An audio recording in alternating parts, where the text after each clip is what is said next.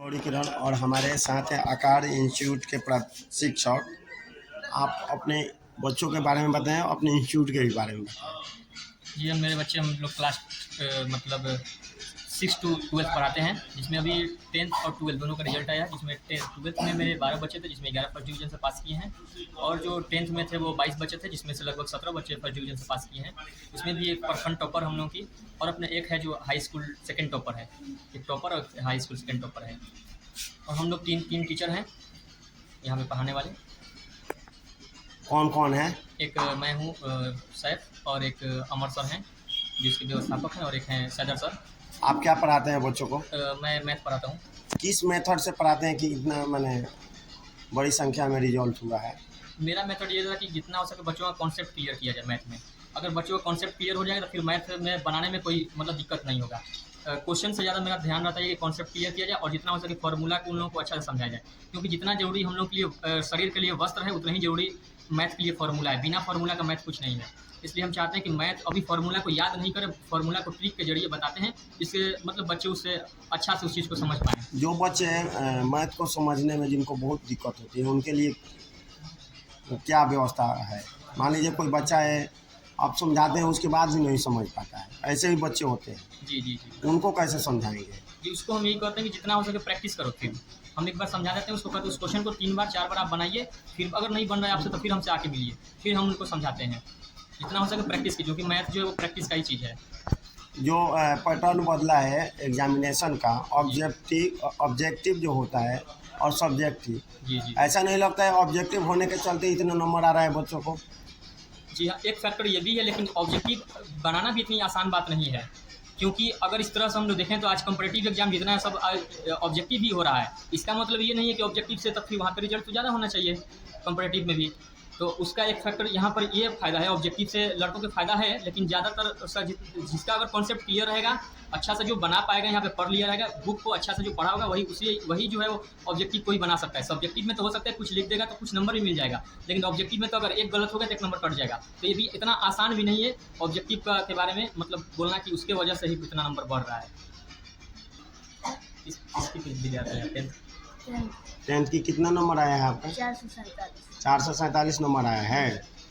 आप अन्य बच्चों को बताइए जिनका नंबर कम आया है, उनका नंबर कैसे आएगा ज़्यादा?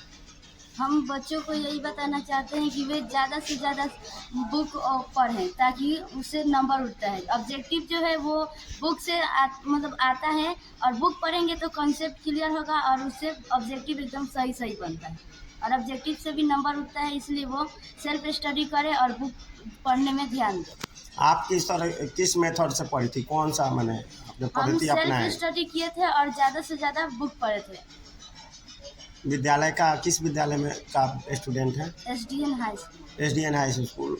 वहाँ के जो शिक्षक जो पढ़ाते थे उनका कितना योगदान है, और सेल्फ अध्ययन का कितना योगदान है?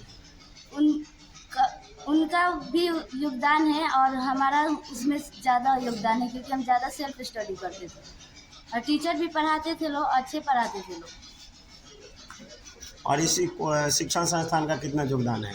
उन लोगों का बहुत ज़्यादा योगदान है, क्योंकि वे लोग हमेशा हम लोग को मोटिवेशन देते थे। हम लोग को लगता था कि इतना हम लोग से नहीं हो पाएगा, तो सर हमेशा बोलते थे लोग नहीं होगा, प्रैक्टिस करो, हमेशा बोलते थे कि पढ़ो पढ़ो। मोटिवेशन का मतलब योगदान है इतना हाँ, नंबर लाने में? बहुत है मोटिवेशन का योगदान। अच्छा, क्योंकि हम लोग को लगता था कि हम लोग से नहीं होगा, हम लोग टॉपर नहीं बन पाएंगे। फिर सर बताते थे नहीं होगा, करो करो तब होगा। बहुत सारे बच्चे फेल हो गए हैं, उनके बारे में क्या बोलेंगे? उनके बारे में हम बोलेंगे कि वे भी अच्छे से पढ़े और मेहनत करें। क्या नाम है? दिलकश अवस्थी। अच्छा, किस क्लास में आप पास की हैं? 10th में। कितना नंबर आया है? 452।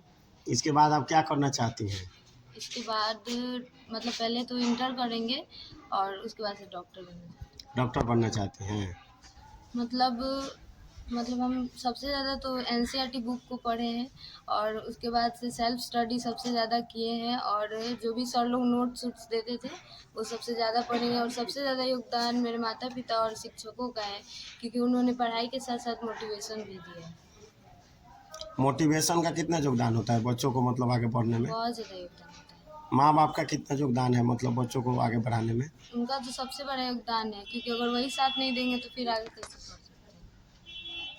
अच्छा, आप डॉक्टर बनना चाहती हैं। आप किस विद्यालय से पढ़ी हैं SDN हाई स्कूल। और इस कोचिंग संस्थान का कितना योगदान है? इस कोचिंग संस्थान का बहुत योगदान है, क्योंकि जो भी टीचर्स थे उन्होंने हमें मतलब पढ़ाई के साथ साथ मोटिवेशन भी दिया है, और मतलब जो भी कॉन्सेप्ट है उस पर बहुत मेहनत की। विद्यालय के शिक्षक का उनका भी योगदान है, वो भी अच्छा पढ़ाते हैं। वो भी अच्छा पढ़ाते हैं। अच्छा, जो बच्चे फेल कर गए हैं बहुत सारे आपके साथी होंगे, उनके लिए क्या कहेंगे आप? उनके लिए यही कहना चाहेंगे कि मतलब वो भी मेहनत करे, क्योंकि बिना मेहनत के तो कुछ नहीं होगा। तो सबसे ज़्यादा मेहनत करना पड़ता है। शिक्षक तो सबको पढ़ाते हैं, लेकिन मेहनत अच्छा, एक